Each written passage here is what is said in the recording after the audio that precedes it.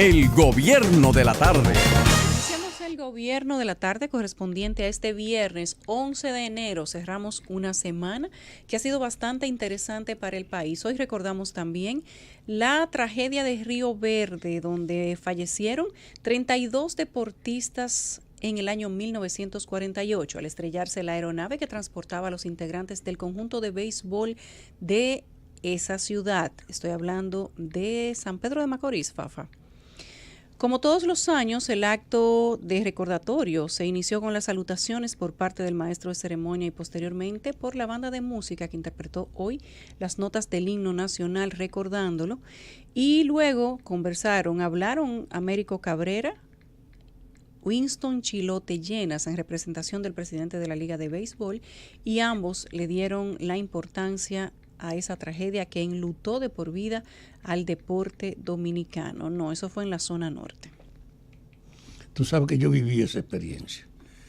Yo era un muchacho que tenía 9 años en 1948 y estaba comprando la leche de mi abuela, que era donde yo vivía, cuando escuché a las 8 de la mañana la información de que el avión que había salido de Barahona con el equipo de Santiago no había llegado a su destino y se suponía que había caído cerca de Río Verde. Ahí estaba la síntesis, por lo menos del Cibao, de los peloteros más populares de esa época. No había pelota profesional entonces y sin embargo los torneos regionales acaparaban toda la atención. Y una muestra que el Cibao estaba jugando en el sur. Y de ese hecho, del equipo de Santiago, solo se salvó una persona, Enrique La Antigua, que era catcher, y que cuando el avión iba a salir, dijo que él no se montaba en el avión. Y Enrique sobrevivió gracias a esa actitud de que no quería volar. Fue un acontecimiento demoledor porque no solo fueron los deportistas, habían observadores, por ejemplo, en Pimentel había un médico, Arnaldo Cabral, que era hijo decente de Salcedo, pariente de Tomasina Cabral, de los Cabral de Salcedo, que estando en Pimentel y siendo un hombre de mucha aceptación, viajó con el equipo y murió con el equipo. Fue del grupo de los 32. A él, Arnaldo Cabral. Entonces fue un acontecimiento impactante. Yo no recuerdo ninguna tragedia en todos esos años, aunque estábamos en guerra mundial hasta el 45, yo no recuerdo una noticia que impactara más en la sociedad, y sobre todo por lo que eran peloteros que representaban una región. Solo el catcher sobrevivió, 27 deportistas fallecieron. Sí, pero el único que sobrevivió del equipo fue Enrique La Antigua. Sí. Y ese señor se burló de los acontecimientos de la vida. Pero es bueno recordar hoy que mira cómo son las cosas. Hoy es la víspera de otro hecho también recordable, trágico, los palmeros. Entre Río Verde y los palmeros está hoy y mañana. Y este país tiene un poco, parece negro en los recordatorios, pero uno no lo puede pasar por alto. Yo era amigo personal de La Chuta, de Ulises, de Amaury, de Virgilio. Habíamos estado en la guerra juntos, yo era responsable político de ellos. Y eran unos jóvenes que teníamos una gran relación, muchachos que su idea era ayudar a que el país saliera de la funesta herencia, del autoritarismo en que vivíamos. Muchachos que pusieron su vida sin pensar nunca en recompensa y sin importarle el riesgo que todos sabían que era el de la muerte o la prisión o la desaparición. Y aquel hecho, yo estaba en la cárcel cuando ocurrió, 1972, y nosotros vivimos en la prisión toda la información de ese día. 47 años. 47 años del 70, yo estaba preso, y entonces en la cárcel nosotros seguimos ese día, cuando una delegación de familiares de ellos, y había un religioso, fue al palacio a pedirle al doctor Balaguer una entrevista para que él interviniera, porque estaban cercados en el kilómetro 14 por un conjunto que decían que llegaron a 2.000 militares. Y Balaguer les dijo que volvieran en la tarde y todos entendimos que le estaba diciendo a los militares: ustedes no pueden permitir que yo reciba a esa gente con esa gente viva. Eso fue lo que uno percibió. Y efectivamente, sin que él los recibiera, ellos fueron eliminados después de resistir durante muchas horas a casi 2.000 agentes y producirle una baja como de 10 agentes policiales, entre ellos un capitán, Virgilio, que era el padre de una persona que se dedicó todo el tiempo a la lucha también democrática, su hijo Virgilio. Murió también un capitán, otro teniente, pero en el fondo ese fue un acontecimiento que sacudió la sociedad, que 4 muchachos produjeran una acción que movilizó aviones, helicópteros y como 2.000 tropas, y ellos resistieron durante más de 10 horas a toda esa ofensiva. La gente lo recordó siempre. Bueno, y desde el 2013 el Congreso, a través de una ley, también instauró que cada 12 de enero sea el Día de la Resistencia Heroica. Y el Museo de la Resistencia también lo tiene como un detalle con toda la recolección de las informaciones. Y son de los dolorosos recuerdos que tiene este país en la entrega de la juventud a la lucha por un Estado donde podamos convivir sin riesgo ni sin miedo.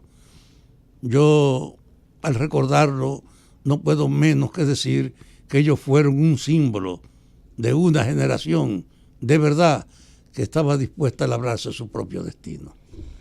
Buenas tardes, Esteban Delgado. Saludos, Yulisa Céspedes, saludos, Rosa Encarnación, don Fafa Taveras, con este recordatorio importante de estos dos acontecimientos de nuestra historia. 71 años hace del primero que mencionó y 47 del segundo. Quiero manifestar, aprovechar también para manifestar mi satisfacción con lo que voy a informar actualmente en este momento, de lo que tal vez algunos están enterados. Se trata de que nuestro colega de décadas y al mismo tiempo compañero de trabajo en esta emisora y en este espacio, Domingo Páez, que ha estado en tratamiento médico, todos lo saben porque ya se ha informado en este medio, ya está en la República Dominicana, llegó recientemente y aunque tiene que volver a continuar con sus tratamientos, ha evolucionado de manera bastante positiva al punto que posiblemente se reintegre a sus labores de manera, por supuesto, estamos ansiosos por escuchar a Domingo en los próximos días, así que me satisface mucho. Qué y bueno. Nos sentimos muy felices, como los oyentes han estado muy pendientes del seguimiento de su estado de salud, pues ha evolucionado muy bien, aunque reiteramos que Domingo está siendo sometido a un tratamiento médico de alta tecnología, si se quiere, en cuanto a esa materia, pero de un elevadísimo costo en términos económicos. Por lo tanto, eso hay que tomarlo en cuenta. Yo tuve la oportunidad de hablar ahorita con Domingo, quien gracias a Dios ya está en el país, y voy a ser atrevida, pero les voy a leer a ustedes algunas palabras de Domingo para que ustedes vean con qué fuerza viene. Me siento con ganas de ir a hacer mis modestos esfuerzos en favor de los excluidos y pelear al lado de los abusados, hasta que me quede el último aliento que no se agotará ahora. Solo me acepto una opinión: vencer y querer a la gente que me quiere. Palabras de Domingo Páez, que pronto estará con nosotros. Ese es Domingo Páez. Frente a las dificultades. Pero qué buena noticia que ella esté en el país. Sí, yo no sabía que estaba en el país, pero qué bueno. Pero eso repite ejemplarmente con una actitud positiva que ayuda mucho a su recuperación. El tigre no se rinde. No se rinde. Tengo una batalla por la superación. Y eso es lo que ese hombre fuerte que conocemos nosotros, no le luce rendirse. Mucha fe y mucha fuerza de voluntad. Qué bueno que está mejor. Y ha tenido la mano solidaria de lo que pudieran considerarse sus amigos, que han tratado de comunicarse con él y darle seguimiento a su estado de salud. Nosotros desde aquí nos sentimos muy felices de que siga recuperándose pronto. Y de que vaya a regresar pronto. Así que venga a trabajar. Antes de entrar en materia, yo le quiero preguntar a Fafa para dónde él va. ¿Y cuál es el motivo de esa pinta que él tiene hoy? Sí, porque Fafa está... para ustedes que pueden verlo por la cámara, que lo ven por televisión. Fafa está hoy como que va a buscar visa, le van a dar mucho cuarto en el banco, o le pusieron algo que le tumbó 20 años. O tiene una cita. Una cita. Él leyó un Una cita con mensaje una- esta semana. Con una Te veinteañera. adelantaste, pero yo Me no llama- quería Esa es la decirlo causa. para A que mí lo me diga. ayudó a ponerme en estas condiciones. Se ve que muy me bonito. llamó una muchacha y después otra diciendo, Ah, ¿Cómo? tú ves. oye, ¿y qué es lo que le ha dado a Yulisa contigo que está presentado ahí como si tú fueras un tigre que anda en la calle buscando compañía? Digo yo, Yulisa me entiende muy bien. Entonces, Ay, yo pensaba que usted se había pensionado de esa parte. De esa parte. Sí, pero Yulisa entonces tiene razón. Venga acá. Ah, pues Oye. qué equivocada estaba yo. Entonces Fafa me dice- muere, Para mí, Fafa estaba pensionado de esa, Fafa muere peleando. de la Me- parte emocional. me Muere llama- peleando. Me llamó una muchacha después que oyó todo esto. Yo nunca había sido Oye, Celestina, Yo pero- oí la propaganda. ¿Eso en broma o en serio? Que tú estés en el medio. Digo yo, ¿y qué tú quieres? ¿Que me pongan en la acera ahora? Yo no dejo de estar en el medio nunca. Hice, pues, yo te voy a decir una cosa. Yo voy también por el medio a ver si choco contigo. Yo, pero ven acá, ¿y por qué esa situación? O sea que es Pero que, lo que dice es el real, ánimo pero lo que lo tiene así. Los viernes generalmente uno se viste Oye. ligero y eso, y él hoy viernes lo que hizo fue que se Fafa empintó. hoy, oigan, Fafa hoy desentona. Fafa es el más lindo de la cabina. Hoy él tiene una corbata hermosa, tiene un juego de chaqueta hermoso Tú sabes que también. estuve ayer en la televisión y hoy por la mañana. tú te hiciste y la algo en la cara, reacción, y la reacción. Yo no sé de si en la gente, cara, pero los ojos le están brillando a usted, Los Fafa. Me dicen, Él se oye, sonroja. y es verdad que tú tienes 80 años. Dice, ¿y tú crees que la gente juega con los años? La gente Nadie no se juega pone con de los más. años. Pero entonces tú eres un milagro porque se da la gente con un batón y recoge. Yo no estoy en eso. Yo no acepto la vejez. Y entonces la gente me dice, tú no aceptas la vejez. Tú estás en condición de probar besos cuando tú quieras. ¿Cómo? Así Oh. pasó hoy. Oh, ¿Y qué género? ¿Femenino o masculino? No, Rosa, déjalo ahí. Imagínate. Una femenina, Déjalo pero eso es un ahí. reto, Fafa. Fafa.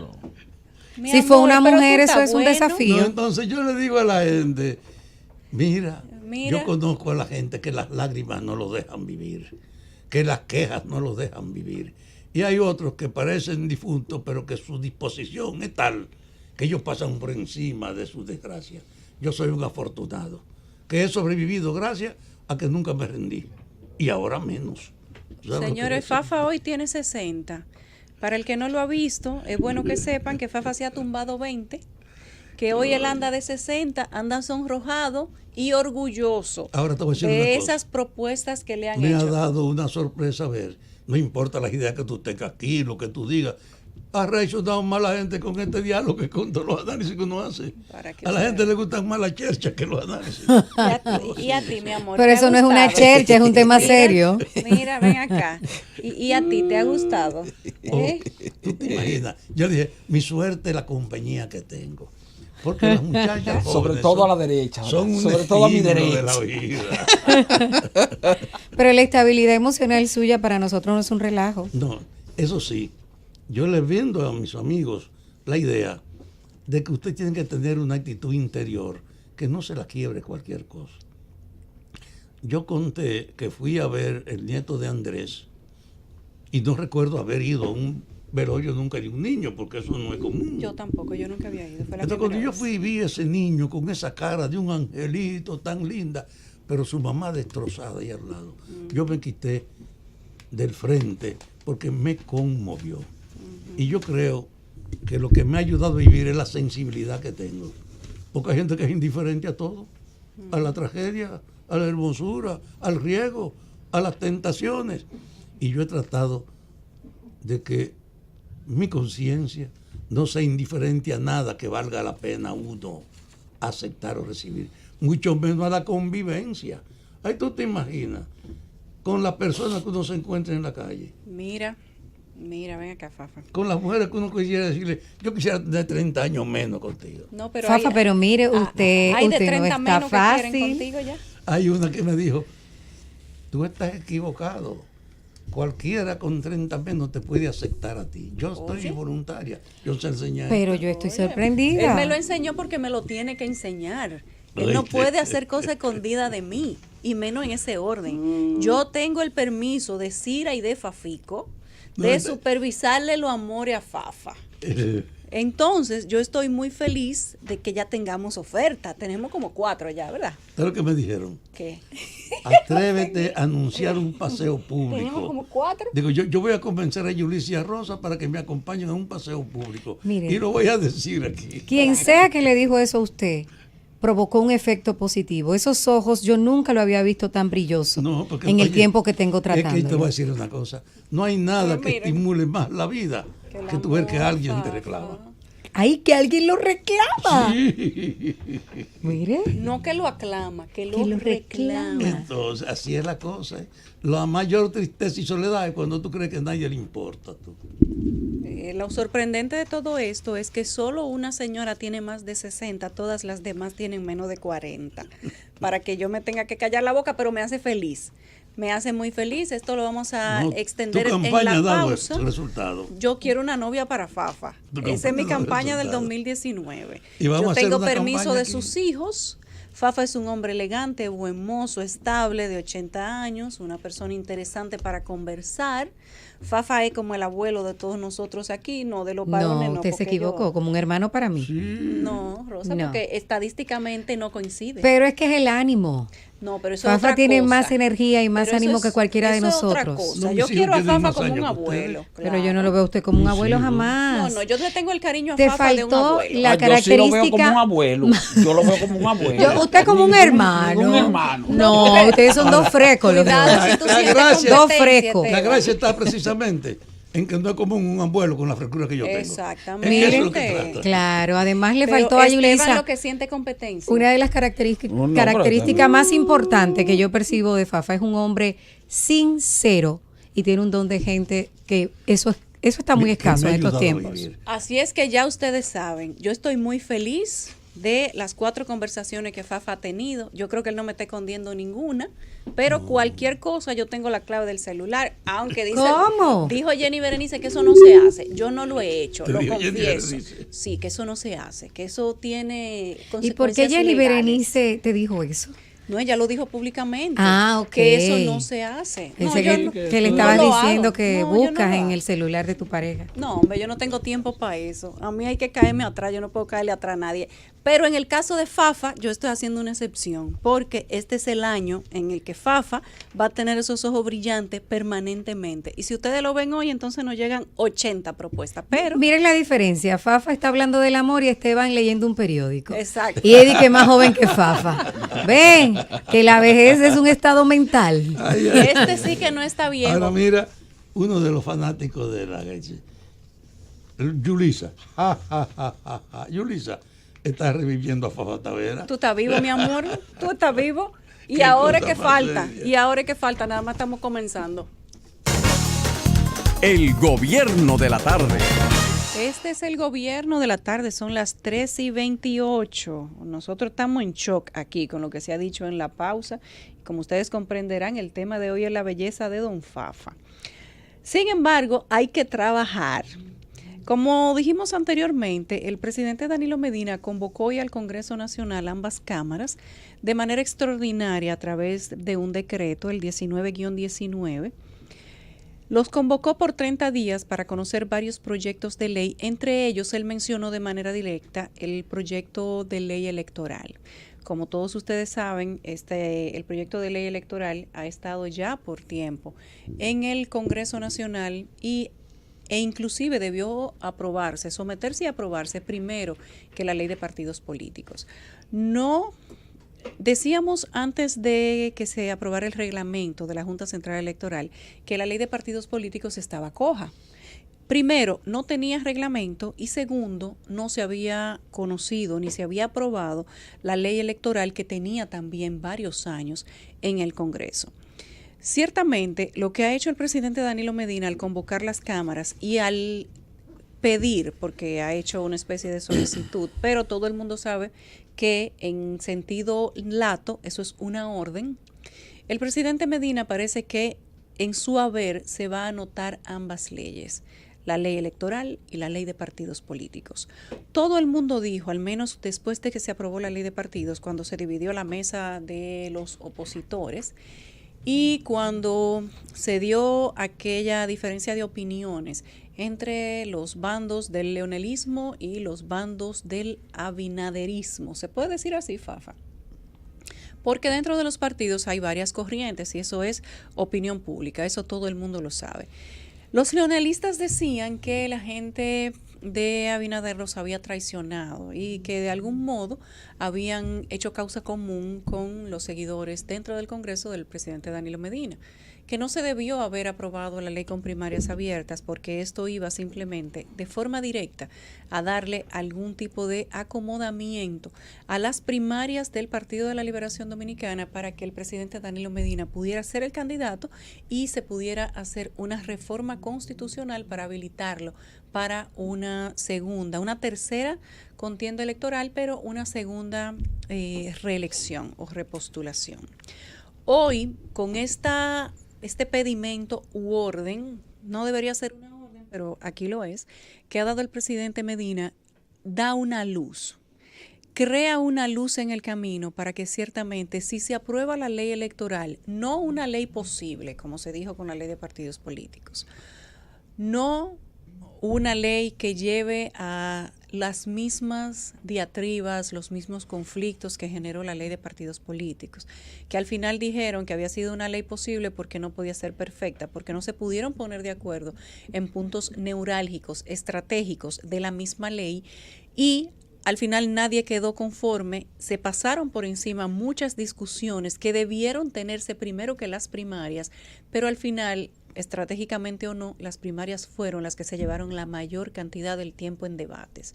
Ojalá que la ley de régimen electoral no sea una ley posible, como se dijo en su momento cuando se aprobó la ley de partidos, y que con esta se conozca, se discuta, se analicen todos sus artículos a lo interno del Congreso y que ciertamente nosotros podamos ir a las elecciones del año 2020, si diera el tiempo, con unas reglas mucho más claras, que sería lo que permitiría la aprobación de la ley electoral, ahora complementándose con la ley de partidos políticos, aunque ciertamente debió haber sido al revés. Aquí hay que tomar en cuenta que la ley de partidos políticos y la participación en apoyo para hacer posible esa legislación de parte del Partido Revolucionario Dominicano no se puede ver como una adhesión a la voluntad del presidente Danilo Medina o la tendencia o la preferencia del presidente Danilo Medina con relación a las primarias abiertas, porque lo que se aprobó en esa legislación fue permitir que los órganos de mayor jerarquía de cada partido decidiera qué tipo de primarias quería. Creo que fue la decisión más democrática que pudo haberse tomado, porque no se impuso ningún tipo de metodología de elección, sino que se permitió la libre elección por parte de la autonomía de los propios partidos. Pero fíjate qué bueno que tú dices eso, porque era tan antidemocrático aprobar solamente las primarias abiertas como lo era también no aprobarla de esa manera. Pero te digo que se aprobó porque eran simplemente los dos extremos de una misma ley. Se aprobó la salida más democrática y creo que el PRM actuó bien entonces en aceptar eso. O sea, su partido, sin embargo, fíjate para que tú veas lo interesante, los legisladores del Partido Revolucionario Moderno aprobaron esa propuesta de esa forma y van a celebrar primarias cerradas, mientras que el PLD va a celebrar primarias abiertas, precisamente por la democracia que implica esa decisión en términos legales. Lo otro es que con relación a la prorrogación de la legislatura, la República Dominicana tenía antes dos legislaturas que generalmente eran prorrogadas por el Poder Ejecutivo porque eran dos legislaturas que duraban apenas 90 días, o sea, 3 meses. A partir de la reforma constitucional del año 2010, entonces se estableció un alargamiento de la legislatura para que duren 5 meses en lugar de 3 cada una. Entonces son 10 meses más o menos de trabajo legislativo que tienen los senadores y diputados. En este caso se está prorrogando la legislatura por 1 mes más para que se conozca específicamente esa legislación y por supuesto cualquier, y así lo dice el decreto, cualquier otra iniciativa legal que surja durante el transcurso, lo cual también deja abierta la posibilidad de que los legisladores estén en legislatura abierta casi durante el primer trimestre completo. Solamente lo voy a dejar ahí. Ahora quiero decirle Que yo trabajen, dijo el presidente. Yo no comparto la idea de que la aceptación de las primarias abiertas sean una demostración democrática. No, que cada quien haga a lo Aguántate. interno del partido lo que quiera. No, Sí. está dicho de la posición de un gobierno que ha impuesto las primarias abiertas y que le ha dicho a los otros, ustedes pueden hacer lo que ustedes quieran, pero yo quiero las primarias abiertas. No, don Fafa. ¿Cómo que no? No, porque el PRM puede imponer primarias abiertas si quiere. Aguántate. Si quiere puede pero te poner voy a aclamación. decir por qué que es una perversidad la primaria abierta. No, pero sí, pero óyemela. la perversidad sería la imposición de las primarias abiertas. Compadre, óyeme, Danilo ha impuesto las primarias abiertas. ¿A quién? Porque es la posición del gobierno la que se abrió sobre eso, la que hizo la diligencia, y el PRM se atrincheró en una idea. No hay razón para que los dirigentes de un partido sean escogidos abiertos, porque ¿para qué tú eres de un partido? La gente del partido tiene que ganarse en el servicio a la gente. ¿Por qué? Porque en una elección sin tener compromiso interno contigo, ¿qué es lo que ocurre? Es el criterio mercantil. Tú puedes comprar, si tienes dinero, todo lo que voten por ti. Es una legitimación de la corrupción política el hacer primarias abiertas que incluye escoger los dirigentes del partido. Pero el presidente Medina no ha impuesto primarias abiertas en esta legislación. Sí. Lo que ha hecho la ley Con perdón, la gente sabe lo que ha hecho. Es establecer un mecanismo mediante el cual los órganos de mayor jerarquía de los partidos de manera autónoma elijan el tipo de primaria eso que fue quieren. una respuesta Entonces, para compensar su abuso. En el caso del Partido de la Liberación Dominicana, su mayor órgano de dirigencia, que es el Comité Central, decidió por votación, incluso ni siquiera por votación, decidió ir por primarias abiertas. En el caso del Partido Revolucionario Moderno, su mayor órgano de dirección decidió ir por primarias cerradas. Y así lo han de hacer los partidos en la medida en que lo consideren conveniente. Entonces, óyeme, esta es tu segunda intervención sobre este tema. Déjame oír. Sí, la gente no es tonta. Danilo impuso las primarias abiertas, abiertamente hasta en lucha contra Lionel. Entonces, con perdón. Eso quiere decir que el PRM va a hacer primarias abiertas. Pero abiertas. la pregunta es, déjame hablar. Porque no puede ser esto. No, porque estamos desinformando. No, eso no me desinforme. Yo insisto, Danilo impuso las primarias abiertas. Y la impuso porque en una primaria abierta, con todos los recursos del Estado, él tiene las manos libres para seducir, para comprar con promesa y con soborno gente que exprese un voto por candidato con los que ellos no están comprometidos. Y eso es lo que hace afirmar en las primarias abiertas la naturaleza de la corrupción política imperante. Porque un partido es una organización con propósito claro, que la gente que milita en su fila tiene que compartirlo, con una estructura responsable de educar y de reproducirse. Si tú borras esa característica interna del significado de los partidos y lo reduces a que tú lo que tienes que tener es gente, ¿para qué diablo hacemos partidos? Yo te digo, ese es un paso que asegura y profundiza la degradación moral de la política, porque sigue convirtiendo el partido en un instrumento al servicio del mercado, porque es con los valores del mercado que tú vas a coger a tu gente. Yo creo que el PRM tiene una gran oportunidad de enfrentarse a esa masiva corrupción a la que se han apegado otros que no pueden justificarla como democrática, sino como una debilidad, porque un partido tiene en su fila a la gente que defiende y se identifica con sus ideas. Y en función de eso, esa gente puede escoger su dirigente. Ahora, los candidatos que el partido ofrece van a unas elecciones donde decide la gente. Eso es lo normal.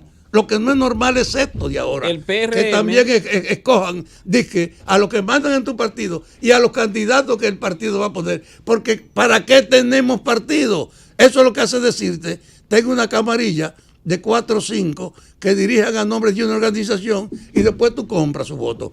Eso es una parte de la prostitución. Yo le digo a la gente que nadie se confunda. Un partido es una entidad que tiene fundamento, que tiene ideas, que tiene forma de trabajar, que la gente que participa en él se compromete con esos propósitos y por eso tiene que ser esa gente la que escoja quienes lo dirigen y que escoja también quienes son sus candidatos. Desde luego, el pueblo termina decidiendo en las elecciones a quién acepta o no. pero con las primarias abiertas se han roto las diferencias de los partidos y se ha establecido una forma puramente mercantil de la democracia. El gobierno de la tarde. Regresamos al gobierno de la tarde, son las 3:42, la tarde avanza quizás un poco rápido y hoy los mensajes le siguen lloviendo a don Rafael Fafa Taveras, quien parece que se levantó con un ángel, diría yo, y los mensajes por Twitter le llueven. Ya usted sabe, don Fafa. Así es. Teníamos una discusión antes de irnos a la pausa respecto de lo que han significado las primarias abiertas para los partidos políticos. Don Fafa decía que él no estaba de acuerdo con que se hayan aprobado de esa manera, como las aprobó el Congreso Nacional, por cierto, con la participación mayoritaria del principal partido de oposición, que es el PRM, y decía Fafa que se hizo una imposición de las primarias abiertas. Sin embargo, Fafa, quienes van a hacer primarias abiertas son, en primer lugar, el Partido de la Liberación Dominicana y aparte, pocos partidos de oposición. Sorprende que el partido de nuestro amigo Guillermo Moreno, Alianza País, anunció que iba a hacer primarias abiertas, aunque había dicho antes de la aprobación de la ley que estaba en contra de ese modelo de primarias. Pero para que la legislación, y por eso entiendo que estamos discutiendo tal vez sobre un asunto que está claro.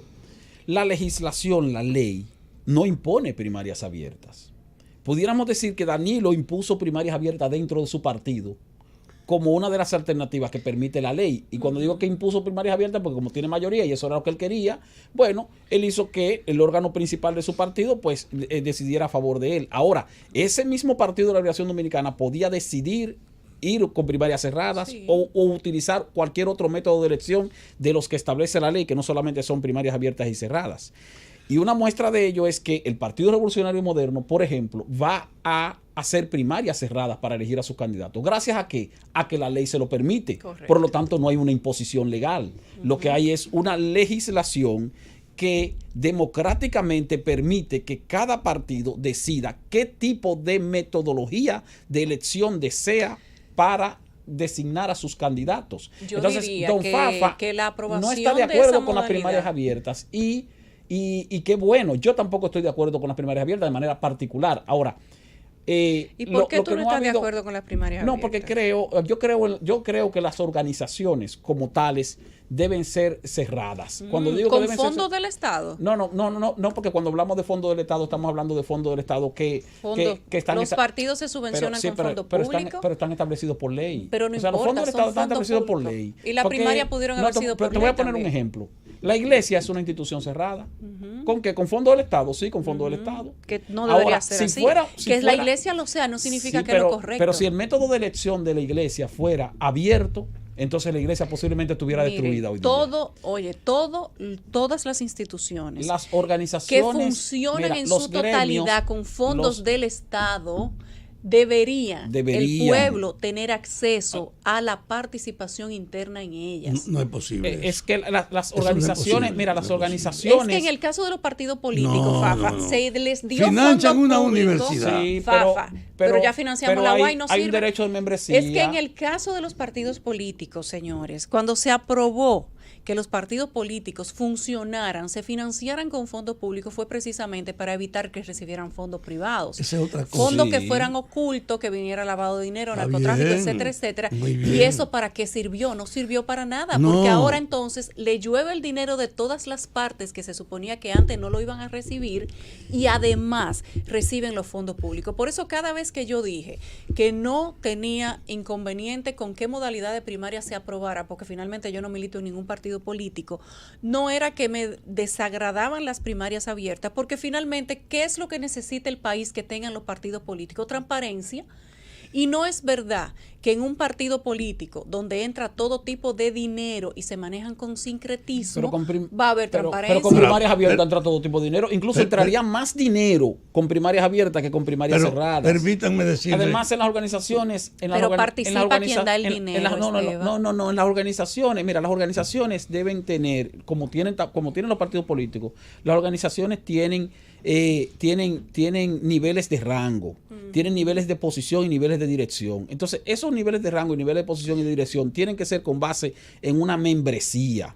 Pero entonces, es que si tienen tanto interés de hacer todo de forma privada, financiense de forma privada también. Pero está bien, No, pero sin óyeme. embargo, si vamos a eso, entonces lo que debemos decir es que las organizaciones profesionales, los gremios profesionales que reciben dinero del Estado, no deberían recibirlos, o deberían entonces hacer elecciones abiertas. Lo mismo, Entonces, porque lo que es igual no es ventaja, sí, podría funcionar para todos. Oye, los médicos reciben por apoyo. eso digo que la Hay que legislación ser es médico para democrática. eso. Y hay que ser médico para votar Claro, dentro. pero permíteme- y reciben recursos del Estado. Pero permíteme un detalle, que yo no quiero que ustedes me lo diluyan. O sea, en la fíjate, yo estoy de acuerdo con discusión. usted, don Fafa. Yo sé que sí. Estoy de acuerdo con usted Pero en que yo quiero- deberían, yo si quiero- yo fuera dirigente político en mi partido, yo apoyaría Pero óyeme, primaria cerrada. Sin pero embargo, óyeme, la ley no lo impone. Pero óyeme, manda la ley al carajo o acéptala como divina. Pero hay un problema. Un partido es una organización que tiene una visión de la sociedad, que tiene una proposición de lo que hay que hacer y que tiene una dinámica interna de cómo deben trabajar y formarse sus miembros.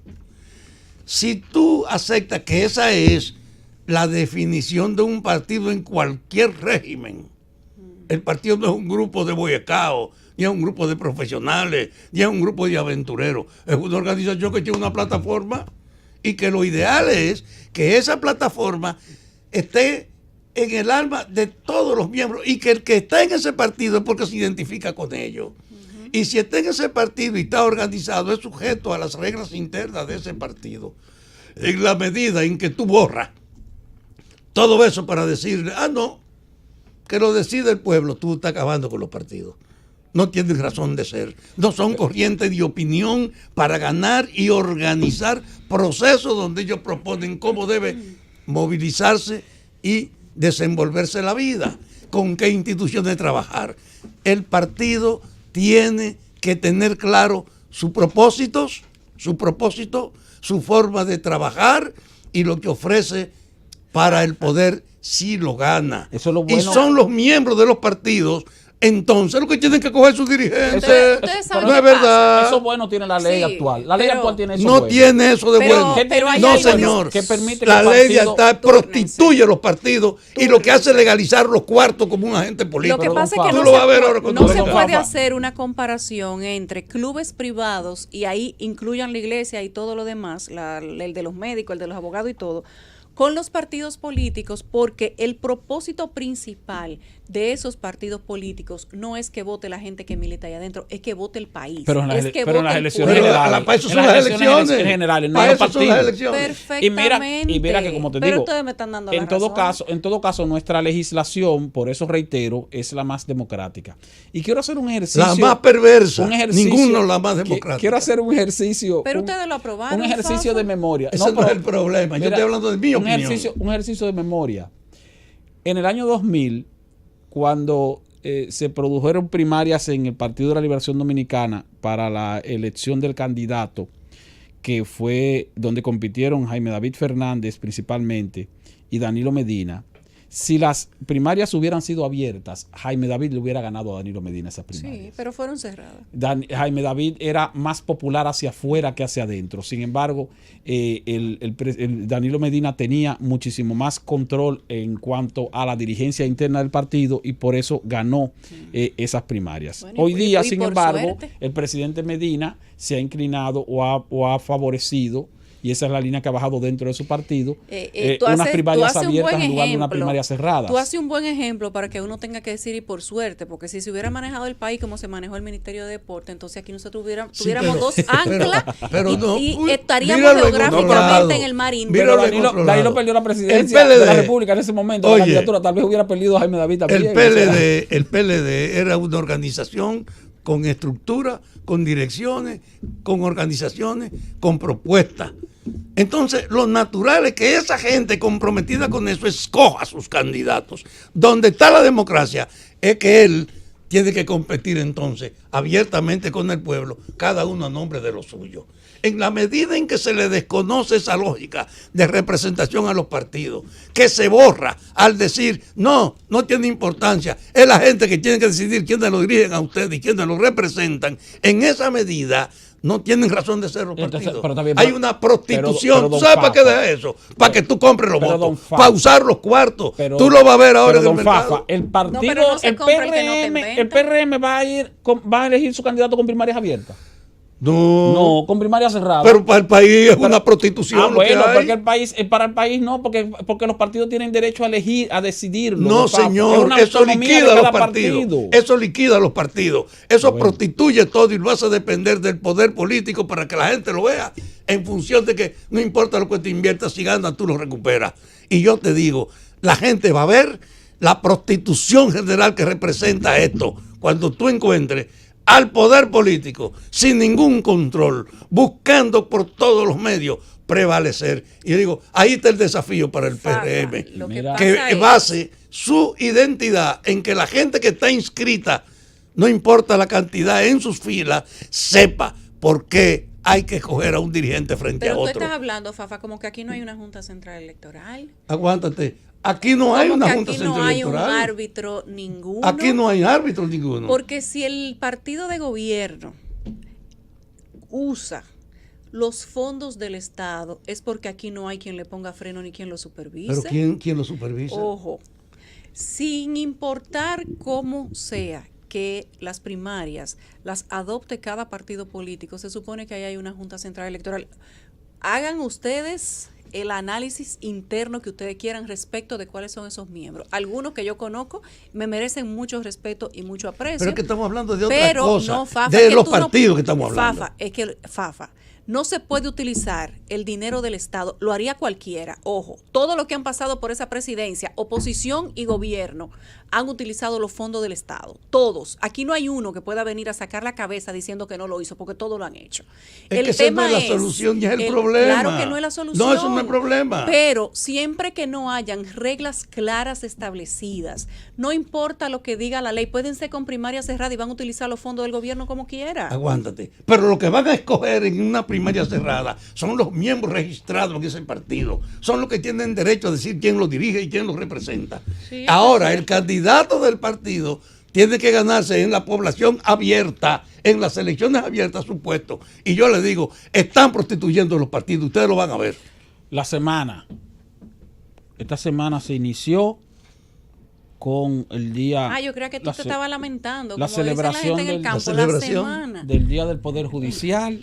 Y entonces eso estuvo caracterizado porque un grupo de jóvenes le lanzaron excremento a una parte del local de la Suprema Corte de Justicia. Antes luego que tú fueron entres en sometidos eso, a la Esteban, justicia. Impuesto yo en quiero libertad. decir que la ley de régimen electoral ha sido sorpresa en el escrito del decreto 19-19 del presidente de la República, porque uno esperaba tal vez que él dijera que iba a ser una extensión de manera extraordinaria de las sesiones del Congreso para que le aprobaran tal vez la ley de comercio ilícito, que se quedó como a medio aprobar, No, porque la pero que- aprobó el Senado y no Pero que la por eso Cámara él de dice la Diputados. ley. Y él otros menciona esa ley y proyectos. menciona otras legislaciones. Y Dice, dice y otras y otras. legislaciones. Y ciertamente, según algunas conversaciones que hemos tenido con amigos diputados, se entiende a lo interno del Congreso que lo de la ley de régimen electoral simplemente se ha traído por los cabellos, como si se necesitara algún tipo de motivación de necesidad nacional, pero que realmente las dos leyes que se podrían estar aprobando en esta legislación extraordinaria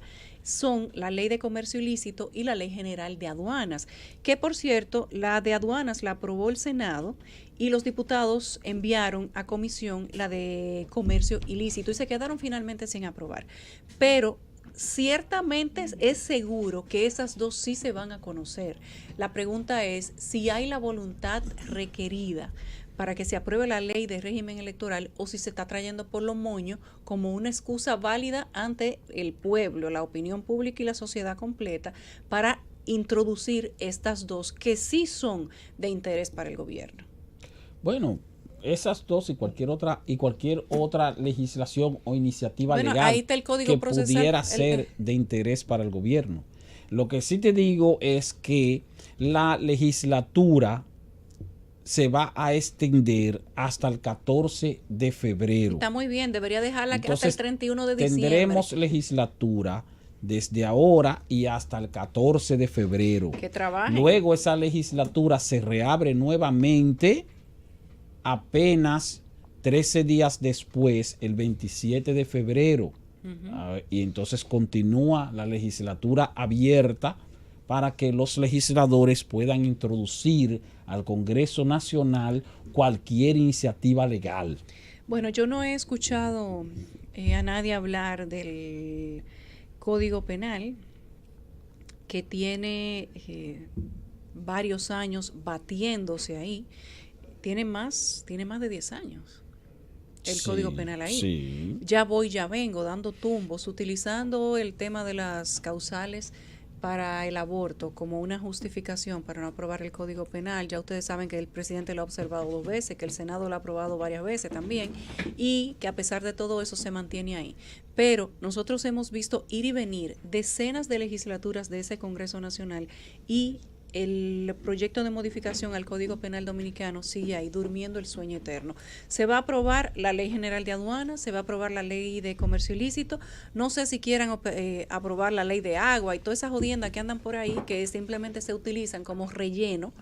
Pero lo cierto es que se van a aprobar estas, que son nuevas, que tienen otro tipo de interés, digamos que económico y político, para los representantes de ambas cámaras, y un proyecto tan importante como la modificación al Código Penal no se va a aprobar tampoco. Repito, Yulisa, la legislatura ha sido convocada o extendida hasta el 14 de febrero. Por lo tanto, los legisladores van a estar en legislatura abierta para conocer cualquier iniciativa legal que sea del interés de los legisladores, del Poder Ejecutivo o de la población dominicana.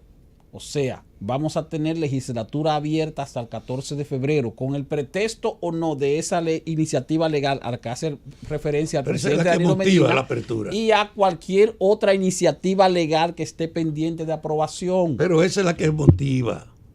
Porque la alguna esa es la que lo motiva. Alguna tiene que motivarlo. No, claro. Alguna no. Entiéndalo. Aquí hay un problema. El Congreso tiene trabajo porque tiene legislatura abierta hasta el 14 de febrero. No, señor. Cuando usted convoca una legislatura especial, no es para cualquier cosa, es por la razón que te la convocan. No, pero, ellos tienen que poner en primer lugar esa ley. ¿Qué dice? Tú no tienes el decreto ahí, Yulisa. ¿Qué dice el párrafo? Mío, yo te voy a decir lo que dice después de la pausa. El gobierno de la tarde. Regresamos al gobierno de la tarde, ya son las 4:02.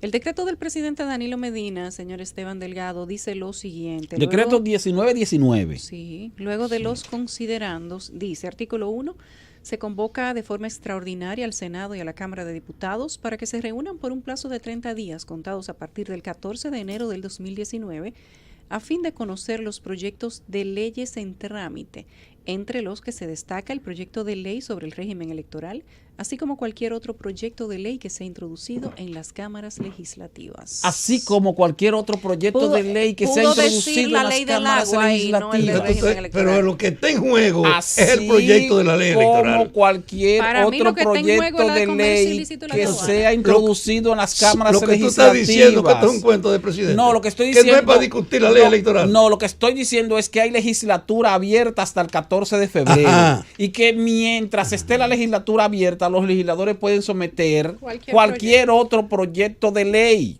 Y yo te digo, las convocatorias extraordinarias tienen razón para convocarse en las leyes que están ahí pendientes. ¿Cómo está ahí? No pueden inventar otra ley. Y ahí dice la primera.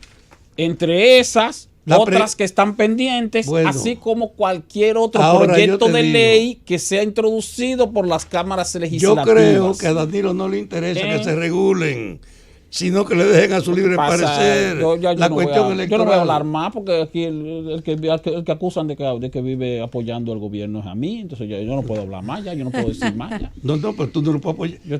Tú eres mi espíritu periodístico me está dando comezón y ustedes no quieren decirlo, entonces ya yo no voy a decir nada. Extremista. Lo voy a dejar ahí. Madre mía, vámonos para que esto se tranquilice con el comentario de Rosa Encarnación. Gracias. Más que un comentario, yo quiero... para que nosotros conozcamos un poquito más de los beneficios que reciben los jueces, salarios y otro tipo de beneficios que hacen atractivo para ahora que estamos en este proceso de llenar 11 vacantes en la Suprema Corte de Justicia, ver las personas que van a ser cambiadas, que van a ser sustituidos o que van a tener nuevamente que pasar por este proceso de entrevistas. Ayer escuché al presidente del PRM hablar de que si no iban a televisar, a publicar las entrevistas, que prefería retirarse ese partido del Consejo Nacional de la Magistratura. Y hay mucha gente que tiene curiosidad con saber qué es lo que hay económicamente hablando, porque el poder es público y sabemos qué poder tiene un juez. ¿Cuál es la grasa? Exactamente. ¿Qué es lo que motiva que la gente quiera ir para allá? Son 17 jueces que asigna el Consejo Nacional de la Magistratura, pero en esta ocasión las vacantes a llenar son 11 de la Suprema Corte de Justicia, entre ellas la de la presidencia. Los jueces que deberán ser evaluados para posible sustitución o confirmación son Mariano Germán Mejía, quien preside la Corte desde el año 2011. También está Manuel Ramón Herrera Carbucia, los magistrados Miriam Germán Brito, Frank Soto, Alejandro Moscoso Segarra, Hirohito Reyes, Esther Ajelán Casas Novas, Francisco Antonio Jerez Mena, José Alberto Cruzeta Almanzar, Robert Plasencia Álvarez y Edgar Hernández Mejía. Vamos a empezar porque si tomamos en cuenta los que salieron en el 2011, solicitaban que tan pronto se autorice el retiro de ellos de los estrados, una pensión equivalente al último salario que recibieron. Además de los pasaportes oficiales, estaban pidiendo los jueces que salieron en el 2011 una exoneración de un vehículo. Hay otros beneficios que tienen los jueces actualmente, como son partidas para gastos de combustibles, para gastos de alimentos, un seguro médico de muy buena calidad, de alto nivel. Además, en sus hogares tienen seguridad de día y de noche. Por supuesto que también el Estado le paga un chofer a los jueces. Siempre ha habido una discusión entre por qué los jueces devengan salarios tan jugosos en comparación con los fiscales, si realizan trabajos importantes ambos sectores en el Poder Judicial. Y la verdad es que hay una diferencia abismal entre los salarios de los jueces y los fiscales. Por ejemplo, Mariano Germán Mejía, juez presidente de la Suprema Corte de Justicia, devenga un salario de 423,000 pesos mensuales. Recordamos que fue designado en diciembre del 2011. Es una persona que tiene muchos años de experiencia en materia de derecho. Oye, es catedrático. Ay, ¿qué usted cree, Fafa? Pero le estoy diciendo de los demás beneficios. Chofer, gasto para combustible, alimentos, seguro médico de primera calidad. Exactamente. Y sus casas protegidas. Además. Se sacrifican bien ellos. Sí, pero bueno, deben de también apelar a que los fiscales tengan un salario tan decente como el que tienen los jueces actualmente en República Dominicana. Yo voy a volar los del Tribunal Constitucional, que tienen un salario parecido al del presidente de la Suprema, porque ya estos están elegidos. Ahora lo que estamos por elegir son los de la Suprema Corte de Justicia. Por ejemplo, los que pertenecen a la primera sala, que también es llamada la Sala Civil y Comercial, también ganan un salario bastante atractivo. Recordamos que son personas que tienen estudios, algunos de estos sí están ahí por cargos políticos, pero otros por nexos políticos, pero otros sí por su preparación. Francisco Jerez Mena, quien es el juez presidente de la primera sala, devenga un salario de 397,875 pesos, casi 400,000 pesos también. Yéndonos al señor José Cruzeta Almanzar, gana 390,000 pesos como juez de la primera sala, en tanto que Blas Fernández Gómez también devenga un salario similar, 390,000 pesos. Otros que ganan 390,000 pesos son Pilar Jiménez Ortiz, también Manuel Rid Ortiz, son esos jueces los que ganan 390,000 pesos. En el caso de el señor Manuel Rid Ortiz, está desde el año 1989 en la primera sala y está como juez de la Suprema Corte de Justicia, por supuesto. Ya en la segunda sala o sala penal, como también se le conoce popularmente, Miriam Germán Brito, una jueza que se ha destacado bastante por ser bastante recia al momento de hablar por sus sentencias. Ella gana un salario de 397,000 pesos con 397,000 pesos, un poquito más, casi 398,000 pesos gana Miriam Germán Brito. Todos conocemos las especializaciones que ha hecho esta mujer, que es considerada un pilar en la justicia dominicana. Todos esos magistrados tienen varias especializaciones. De hecho, aun sea por beneficio político, hay requisitos profesionales que todos ellos tienen que llenar, independientemente de que vayan por la relación o no.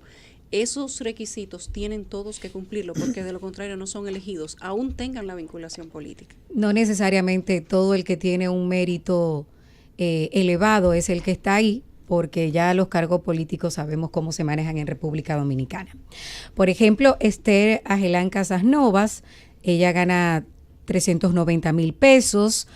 Esa misma cantidad devenga también Moscoso Segarra, Alejandro Moscoso Segarra, quien es juez de la segunda sala de la Suprema Corte de Justicia. En la tercera sala, que también se le conoce como la sala de tierras, de laboral, contencioso tributario y contencioso administrativo, tenemos a Manuel Herrera Carbucia, que es un juez sustituto, el primero. Él devenga 398,000 pesos, en tanto que Moisés Ferrer Landrón gana también 390,000 pesos, igual que Robert Plasencia Álvarez, 390,000 pesos. Él está ahí desde 1998, tiene mucho tiempo. Sabemos que la ley establece 75 años también como tope en la edad, que algunos de estos ya alcanzan también esa edad. Edgardo Hernández Mejía, 390,000 pesos. Y el juez que se ha hecho muy popular desde que tenemos aquí el caso de Brecht, el juez Francisco Antonio Ortega Polanco, devenga un salario de 390,000 pesos. Él está desde 1998 en las altas cortes. Él está desde el 98. Así es. Tiene 20 años. Y se ve joven. Pero como juez de la Suprema no. Como juez de la Suprema. No, él es de una sala. Él entró a Él es ser, de la tercera sala. Él entró a ser juez de la Suprema Corte de Justicia cuando se hizo la última revisión de los jueces, que se agregó el juez número 17, porque eran 16, no sé si ustedes recuerdan, entonces se agregó un juez y entonces se designó a Francisco Ortega. Pero déjame decirte algo, mira, yo considero que esos niveles salariales son, para no decir que son relativamente bajos en términos tal vez comparativos o no comparativos, sino en referencia a el puesto que ocupan. Para la investidura y el nivel de compromiso, no sé, eso no son salarios altos. Creo que son salarios que, bueno, uno pudiera verlo como competitivos, y aún así espero que tengan beneficios en sus paquetes laborales adicionales que le permitan compensar, porque 340,000, 400,000 pesos para un magistrado del más alto tribunal de la República Dominicana no es dinero, son $8,000 que cuando tú le aplicas, eso sí es dinero. Cuando tú le aplicas un 20, señores,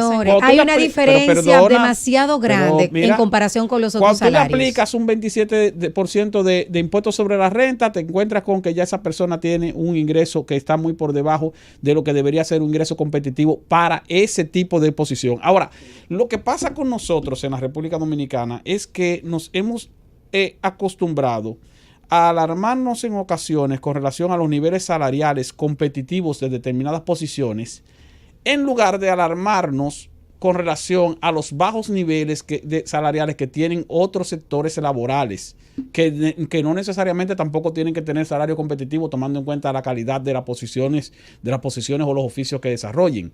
O sea, yo trato siempre de no quejarme de los que ganan mucho, sino de quejarme de los que ganan poco, para que ganen más. porque la solución no es bajarle los salarios. Por eso siempre he visto que las medidas de los presidentes que llegan a una posición, a la posición presidencial y anuncian que van a bajar el 10%, el 15% del salario, eso no deja de ser populismo. Al final eso no resuelve el problema. Lo ideal sería que los que tienen salarios más bajos pues obtengan salarios más altos. Es el caso, por ejemplo, y disculpa que me entienda un poquito en eso. Por ejemplo, el caso de los salarios de los legisladores. Cuando yo oigo a un profesional o a un ciudadano decir, mira, porque aquí un legislador gana 3 veces, 4 veces más de lo que gana un médico, eso no está mal. No, y los legisladores nuestros, Esteban, son de los que más ganan en América. No, está bien, pero que como quiera que sea un legislador, en este pedacito un legislador tiene que tener un buen salario. Pero todavía en el caso de los legisladores, yo estaría hasta de acuerdo, porque los legisladores no trabajan igual que un juez. Sí, pero sí, el juez debería ganar más. El juez debe ganar más. Cuando porque yo digo más. Que eso no es dinero para un juez y más de ese nivel, lo digo con conocimiento de causa. Pero esos jueces están en una sociedad donde los salarios... Hago la referencia con relación a lo de los legisladores por lo siguiente. Porque son tan bajos que las cuando tú comparas el salario de un profesional de un área específica con el salario que devenga un funcionario electo, estás cometiendo un error porque la Constitución, la ley y la democracia en sí misma no le impide a ese profesional ser un funcionario electo. O sea, pues cuando tú me dices a mí, un legislador gana más que un médico, yo te digo, eso no está mal, porque un médico puede ser legislador.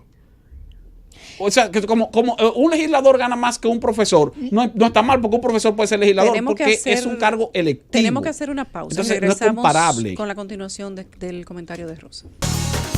El gobierno de la tarde. Regresamos al gobierno de la tarde, son las 4:18 y continuamos con el comentario de Rosa Encarnación. Bueno, más que un comentario era brindar la información para que todos estemos al tanto de los beneficios que recibe un juez de la Suprema Corte de Justicia. Pensamos igual, son personas que estudian mucho, que se preparan mucho, que sacrifican la familia, años tienen que pasan mucho tiempo fuera de sus hogares, pero ¿por qué no adecentar los otros salarios públicos como se ha adecentado en la Suprema Corte de Justicia? Eso es lo que hay que hacer. Aquí siento que hay un exceso de beneficios como... No, qué va, Rosa. Mira, ¿por qué hay que cubrirle los gastos de alimentos si cobran 400,000 y pico el presidente y casi 400 los demás? Cuando se habla de gastos de alimentos habría que ver a qué se refieren con gastos de alimentos. Que le dan la comida cuando porque están trabajando. Porque no es el supermercado que tienen que dar la comida cuando están trabajando. ¿Y por qué a otro empleado no se le da la comida? Porque un otro empleado no es un juez de un tribunal, de un alto tribunal, señores. Lo que pasa es de ser todos medidos con la misma vara. No, jamás en la vida. Un obrero es un obrero. Un técnico es un técnico. Un magistrado del más alto tribunal judicial de la República tiene que tener un salario competitivo. Es que esa gente no trabajan 8 horas como la mayoría de los empleados de aquí. Esas personas, todos los jueces y en su mayoría los fiscales también, que por cierto deberían ganar lo mismo, trabajan entre 12 y 14 horas diarias. Eso trabaja un juez. Lo que pasa es que aquí ese es un ambiente que se ha politizado y que se ha desacreditado, pero un juez trabaja lo mismo en tiempo y esos 17 jueces trabajan 12 horas, Yulisa. Se preparan en tiempo para lo mismo que se prepara un médico. El tema con las altas cortes y con todas las cortes en general ha sido la politización de esos cargos, y que se han utilizado de manera electoral y populista para poner gente ahí que han retorcido la toga de la mayoría de todos esos ahí hay jueces que no se merecen 5 centavos del bolsillo público. Ahí en ese grupo. Que le pagan la comida, el transporte y demás. Señores, el que habla respecto de los beneficios que reciben muchos de los jueces o de los fiscales es porque no ha trabajado en una empresa privada. Las posiciones gerenciales de las empresas privadas te pagan hasta la gasolina. Claro, te pagan, son paquetes laborales. O sea, paquetes laborales. ¿En dónde? No, en las instituciones privadas, en las empresas privadas. Lo que pasa es que un obrero... Señores, los privados pueden ofertar lo que deseen porque sale del bolsillo de ellos. Ahora, en el bolsillo público hay que tener limitaciones. Pero el sector público no se va a desentar nunca mientras trate el empleado como puede. No solo eso, sino que esos jueces, señora, no son los que conocen, no solo conocen los casos de corrupción Fafa quiere hablar. Y los casos de impunidad de lo que políticamente vivimos hablando generalmente todos los días.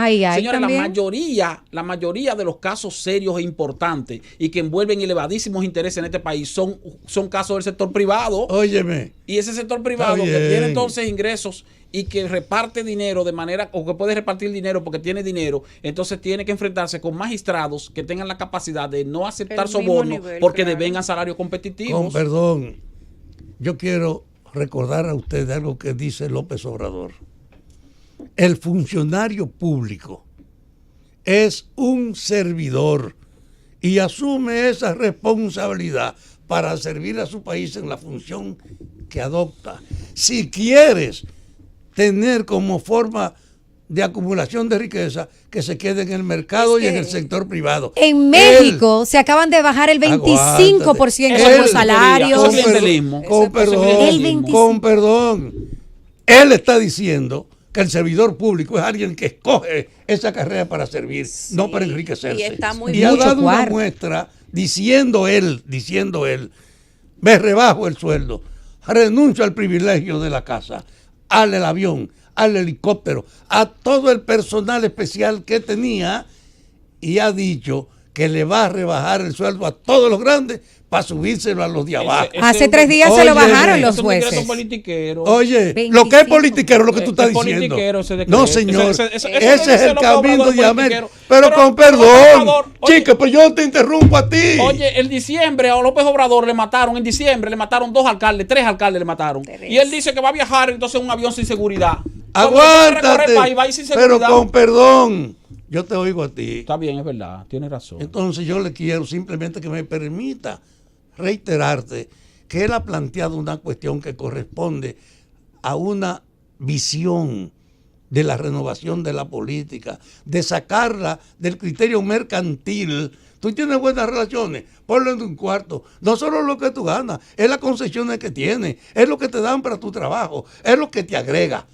Y él ha dicho, no, el que va ahí no puede ser por la ganancia. Si quiere dinero, que se meta al mercado público, que se lo gane entonces en trabajando el lado privado. Y eso es tratar de recuperar el sentido de servicio de la política. Aquí necesitamos eso. Yo le voy a preguntar a mis compañeros. Miren, ¿quién ustedes creen que tiene más responsabilidad, Esteban? Ajá, vamos a ver. ¿Un juez o una enfermera? O un médico. Un juez. Eso no es verdad. Cada quien en su área tiene la misma responsabilidad en su área. Tiene más responsabilidad. No, lo que pasa no es que es verdad. Tú lo estás mirando como un caso en particular. Cada uno en su área tiene un nivel de responsabilidad. Pero una decisión judicial. Usted se compromete. No, pero no. No van a ganar lo mismo. Pero la diferencia es. Una enfermera tiene que ganar lo mismo que un abogado que quiera cuarto, que no se meta juez, que se meta. Un abogado que no quiere enriquecerse. Un juez que no quiere enriquecerse necesita tener un salario competitivo. Para no tener la necesidad de corromperse y enriquecerse, pero también para resistir cualquier tipo de intento de soborno. Pero yo he contado aquí. Tiene que tener salario competitivo. Yo he contado aquí lo que ha pasado en México. Le han bajado el salario a todos los grandes para subírselo a los pequeños. Incluyendo a los jueces, 25%. Ya comenzó. Y eso no va a reducir la corrupción ya comenzó. En México. Eso no va, al contrario, puede aumentar pero la tampoco corrupción. Los salarios altos han evitado aquí la corrupción. No, pero por lo menos permiten, no es un tema de salario. Por lo menos permiten que los magistrados, que los jueces vivan dignamente o mínimamente dignamente. De este grupo de 17, todos tienen credibilidad. Bueno, ese grupo de 17 jueces de la Suprema Corte de Justicia, a mí me parece que son 17 magistrados honorables. Hasta prueba en contrario, nadie lo ha sometido a la justicia por corrupción. ¿A cuál justicia lo van a someter? Bueno. ¿A cuál justicia? Ay, Félix Bautista no le quitaron la acusación. Son corruptos los jueces. A ellos dos también. Son corruptos. El gobierno de la tarde.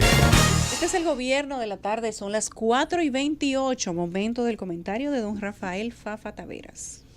Hice referencia al presidente de México con relación a lo que él expresa de lo que es un funcionario público. Él dice, la escena pública no es un problema de mercado. Debe ser atrayendo a la gente que quiere servir en las áreas de su especialidad. Y esa voluntad de servicio no puede ser una fuente de riqueza, aunque no lo sea de discriminación. Porque en el fondo, si usted quiere enriquecerse, no se meta a funcionario público y métase en el mercado. Eso es lo que él ha dicho allá. Y yo creo que es un buen principio porque es acoger una cuestión elemental. La política no puede ser vista como hasta ahora ha sido generalizada, como el sitio excepcional donde si tú llegas lo resuelve todo porque tiene licencia, además de lo que te dan para acomodar la situación y aprovecharla, que es lo que está pasando. Y como él dice que en México, que la corrupción es un mal generalizado, él habló que iba a hacer contra la corrupción un esfuerzo, no se refirió a planes, y ha hecho dos cosas. Primero, tratar de romper el monopolio informativo antes de él tomar medidas. Televisa, para los que nos oyen, tenía un monopolio preponderante en México como el mecanismo de la información y la divulgación. Y el presidente llegó y dijo, yo voy a dar una conferencia a las 7 de la mañana donde pueden venir todo el mundo, hasta los que tienen medios de esas redes actuales. Y esa situación de toda la mañana, someterse a las preguntas de todo el mundo y estar abierto, tiene a Televisa en el suelo hoy, liquidada. Y después que él ha logrado imponer su medio como la forma de información, entonces dio un paso inesperado. Ese paso de intervenir toda la estructura que tiene que ver con el control de los combustibles en México, echarla militarmente por debajo y hacer pública, que esa era una fuente de robo de combustible, de enriquecimiento de los que lo manejan, y que no podía él pasar por alto que para enfrentar la corrupción había que acabar con esas trincheras del privilegio del Estado mexicano. Y está diciendo que hay todas las evidencias de que los anteriores presidentes a él tenían una gran utilidad tolerando ese uso abusivo de un servicio como era ofrecer el combustible a la población. Yo creo que cuando tú ves eso te das cuenta que es verdad que la estructura pública tiene que ser asumida por gente que quiera ir a servir. Claro, que le paguen aunque vivir, pero no que tenga licencia para hacer lo que da su maldita gana, para que en nombre del poder tú te arregles con un comprador, con un vendedor, con una contrata, para, en nombre de que tú tienes autoridad, legitimarle cualquier costo que tú pongas porque tú sabes que tiene una parte en esa diferencia. Eso es lo que pasa. Esa denuncia que ha puesto sobre la mesa en México de todo el que estaba trabajando en la estructura te dice, puede pasar aquí una cosa como esa. Bueno. En las áreas donde hay inversiones grandes del Estado, puede pasar eso. Yo no tengo duda de que pasan cosas peores. Y en ese problema de los combustibles, aunque aquí no hay una cosa muy limitada de la refinería, sí el negocio de los combustibles es una entidad que no tiene fiscalización aquí tampoco, para tú saber de la calidad y la dimensión de lo que te ofrecen, y para el control real de la aplicación de las leyes impositivas a su gente. Pero el hecho de lo que hemos visto en México pone sobre la mesa la voluntad de servicio del funcionario público y pone sobre la mesa la noción de responsabilidad que tú tienes para tratar de que el ejercicio del funcionariado público no sea una fuente delictiva, como se está poniendo en México de evidencia, en un área que seguro van a seguir poniéndole en otra. Yo creo que este país necesita un cambio de actitud, una visión donde prevalezca la idea que la política no puede seguir siendo un negocio, que la política es un servicio, y que el que coge el camino de la política, si quiere enriquecerse o aprovecharla como hasta ahora se ha hecho, debía dedicarse abiertamente a hacer su capital en los negocios y en el mercado. Luchar por transparentar la política, luchar porque la política se recupere como un servicio. Yo creo que es un deber en esta época de todos, en la que México nos está dando un ejemplo que la gente no esperaba.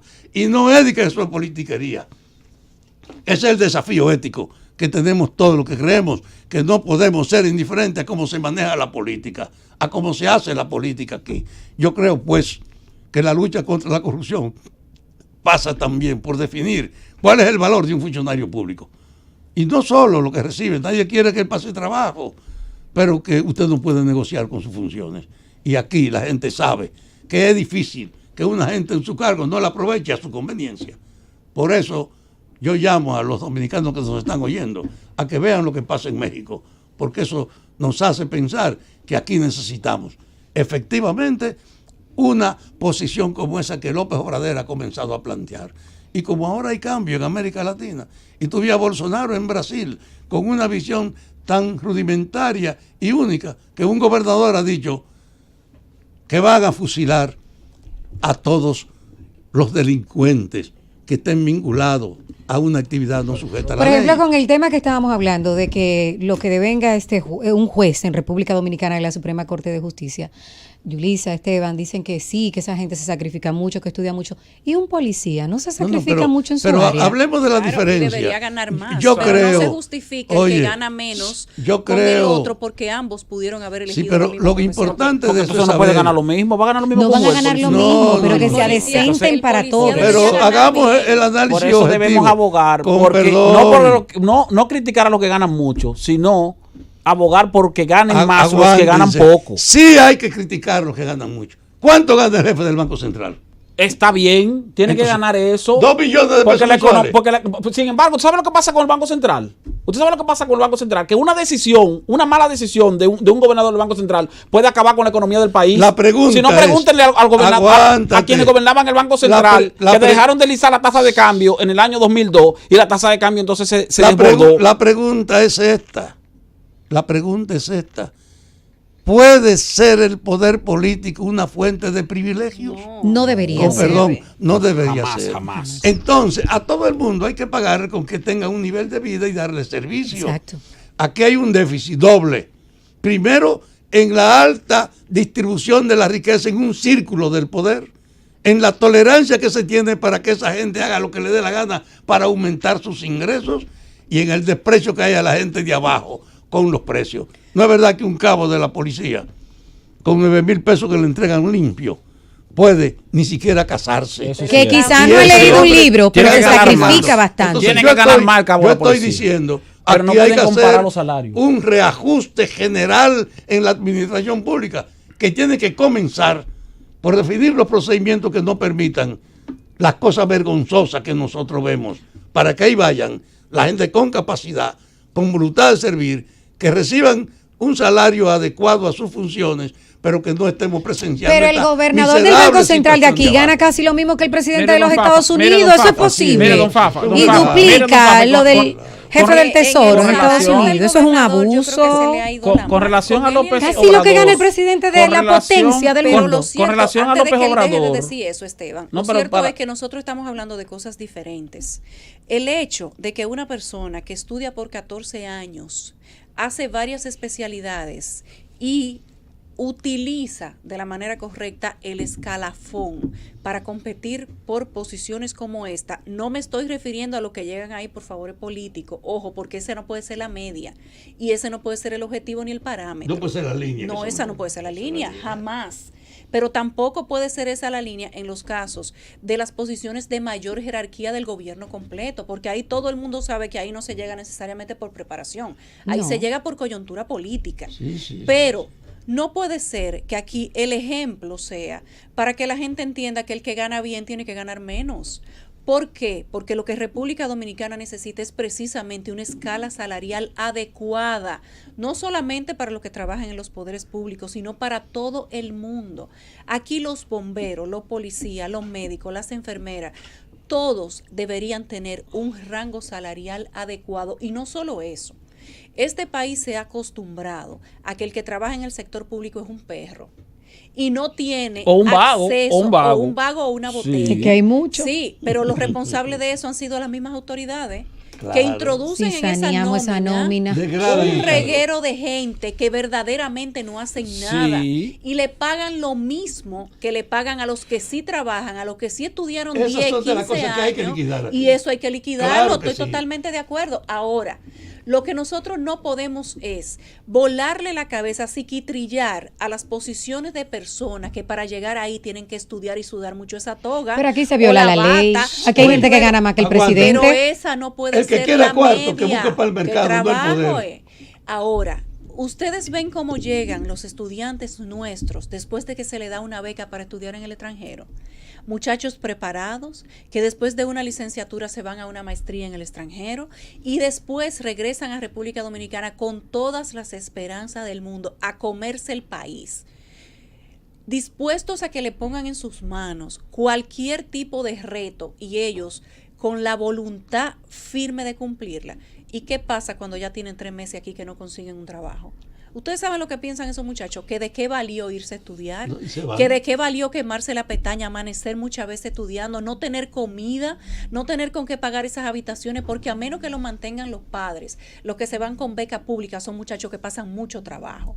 Entonces no puede ser que a este país se le mande el mensaje de que llegar alto en base a su esfuerzo, de que ganar correctamente lo que usted se merece, eso está mal, porque eso no es verdad.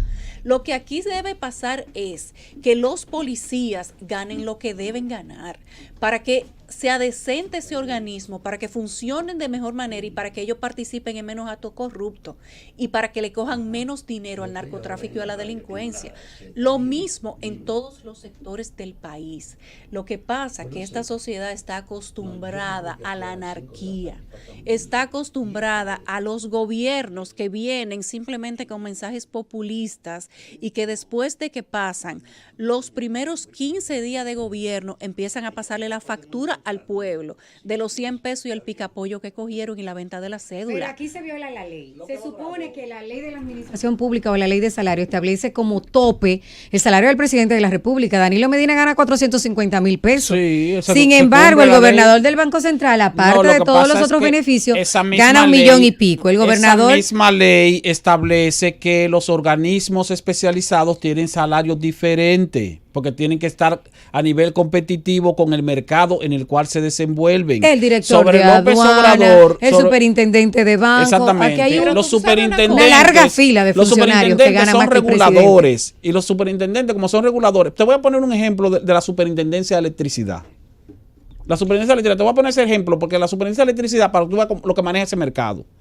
Las recaudaciones de las empresas distribuidoras, solamente las recaudaciones de las empresas distribuidoras ascienden a alrededor de 150 millones de dólares mensual. 150 millones de dólares mensual. Que cuando tú lo multiplicas por 12 y a eso le agregas 700 millones de dólares de subsidio que aporta el gobierno, tú te das cuenta de que es un mercado que maneja una multimillonaria suma en dólares. Y va a tener un regulador que gana un salario de miseria. Pero tú sabes que la diferencia es desbordante. Sí. Debe haber tiene más que tener equidad. Un salario competitivo porque es un regulador. Lo mismo pasa con el superintendente de bancos. Enfermera y un lo mismo policía. pasa con el superintendente de seguros. Lo que pasa es que el salario no determina la seriedad de nadie.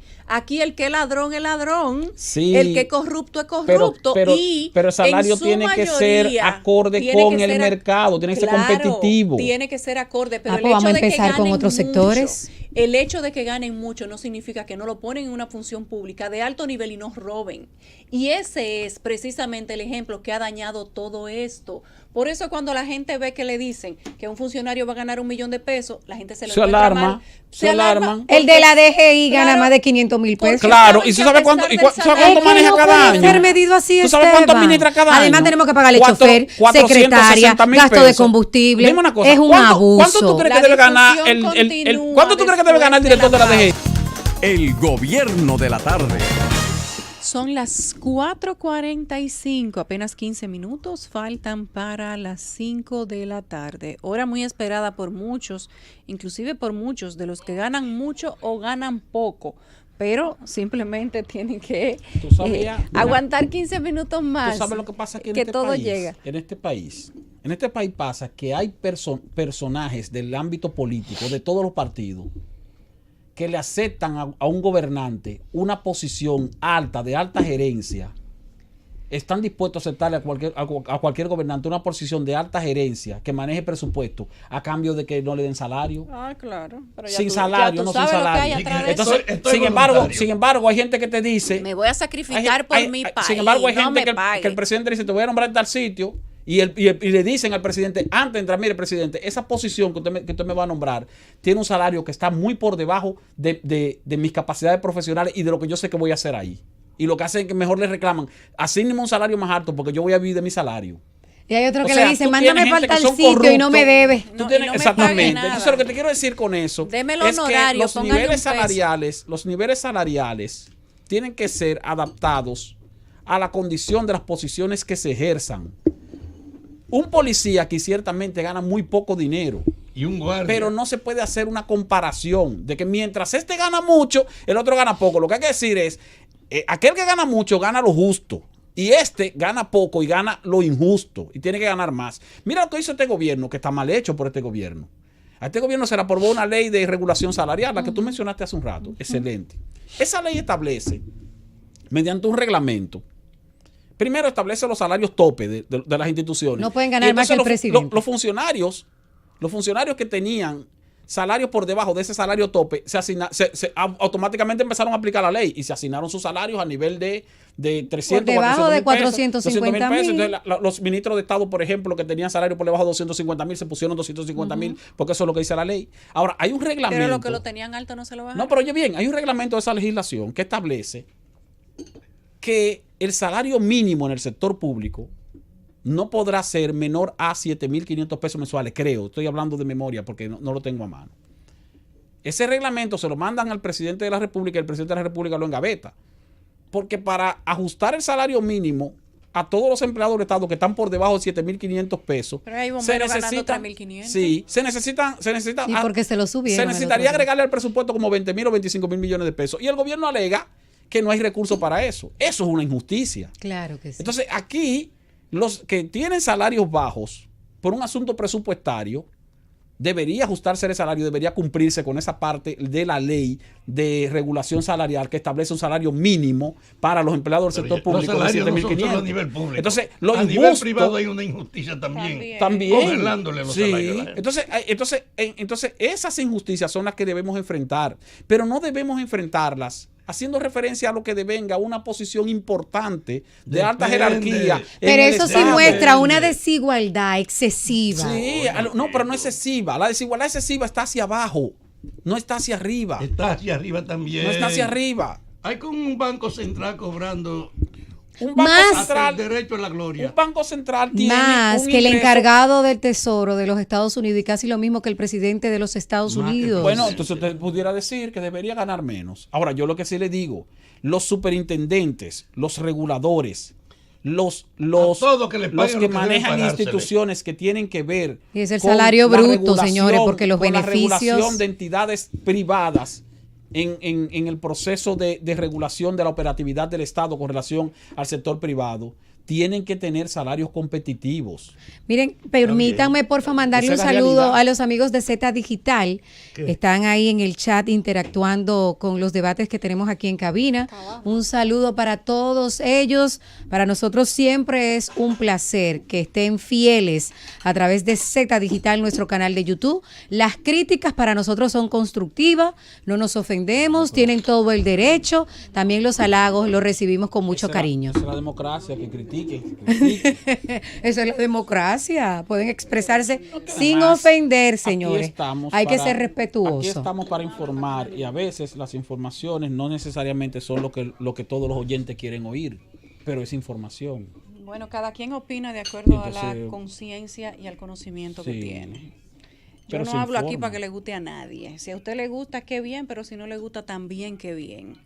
Usted tiene que estar consono y de acuerdo con su conciencia y con la verdad. Lo que no hemos de hacer es desinformar a la gente. Entonces se informa. A veces uno oye cosas que uno no quiere oír. Yo acepto bastante bien las críticas. Eso ayuda a que uno los halagos y la crítica me dan lo mismo.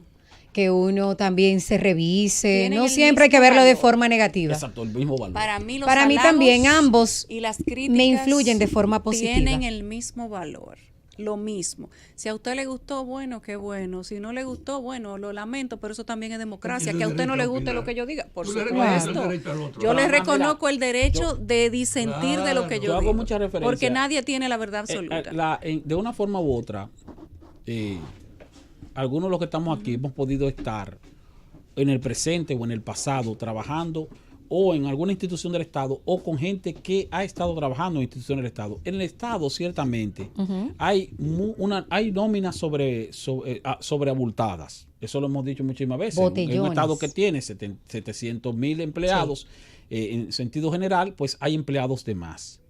Y también hay personas que cobran sin trabajar. Hay personas que tal vez le llevan un cheque y se lo mandan a su casa o más de un cheque.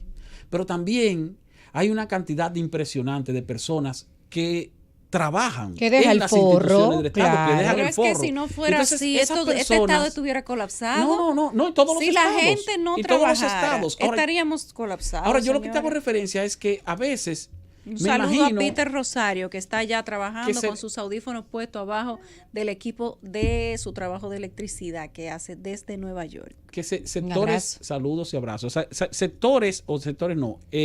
Trabajadores o empleados del sector público de diferentes niveles, de diferentes instituciones. Me imagino que a veces se sienten desconsiderados porque cuando tú oyes las críticas generales, da la impresión de parte de determinadas personas de que en el Estado, todo el que trabaja para el Estado o para alguna institución del Estado es un vago. Y sin embargo no es así. Bueno, y a veces uno dice, ¿dónde tú trabajas? En tal institución. No, es una botella. Es una botella. O sea, óyeme, una botella no puede ser porque es el aparato estatal. Se supone que alguien trabaja. Es culpa del mismo Estado. ¿Por qué? Porque el Estado ha convertido al propio Estado en una medida importante, en un instrumento de pago de servicios de favores políticos, y entonces ha colocado personas a trabajar y personas que no trabajan y personas que lo que hacen es negocio en el Estado, pero también se desarrolla y se realiza un trabajo importante. Y nosotros todos los que estamos aquí conocemos personas que son servidores públicos y que son personas decentes, que honran que han pasado por el Estado o que están en el Estado actualmente. Entonces, por eso a veces es medio delicado cuando uno habla del servidor público o personas que trabajan en instituciones del Estado y que no necesariamente están corrompidas o no necesariamente están robando o que sí están viviendo de su salario y que a veces tienen salarios que están muy por debajo de las capacidades y del esfuerzo o la dedicación que le dan al departamento o a la institución donde trabajan. Hay vagos, pero también hay trabajadores, muchos trabajadores. Claro, la culpa de eso lo tienen las nóminas de botella. La duplicidad, las nóminas de la izquierda, los pagos internos, los acuerdos de amiguitos y todas aquellas consideraciones, entre comillas, que tienen ciertos poderes políticos cuando quieren neutralizar sectores y simplemente lo hacen utilizando la nómina del Estado. Y es lo que le da fuerza. Lo paga todo el mundo. Esa nómina es lo que lo hace a ellos, a la mayoría de políticos que actúan de esta forma, líderes. Así cualquiera es líder. Pseudo líderes, porque así cuando dejan las instituciones se van te voy a poner un chequecito por ahí. Toma en cuenta, el que va al Estado a corromperse no va pensando en el salario. No, el que va al Estado a corromperse no lo hace por un salario alto o por un salario bajo. Entonces, el cuestionar el salario por ser alto no necesariamente es hacer una crítica a una injusticia, porque el que va a corromperse no es por el salario. Gane mucho o gane poco. Bueno, si tú el que ladrón es ladrón. Si a corromperte, es a corromperte. Mira, es un ejemplo. Pero también hay una cultura muy desagradable en República Dominicana que hasta las propias familias lo inducen a que, mira, aprovechate, coge lo tuyo, no sea pendejo. Claro, son 4 años. Ese es otro problema también. Y pon toda la familia a valer. O que gente que entiende decir que tú tienes que resolverle porque tú estás en una institución o porque tú trabajas o estás en una posición. Entonces te encuentras situaciones hasta con la propia familia que entiende que tú no lo ayudaste y tenías que ayudarlo. ¿Por qué tú tenías que ayudarlo? Porque tú trabajas en el Estado. Hasta enemigos te buscan. Entonces los más serios o los que no son corruptos son los que más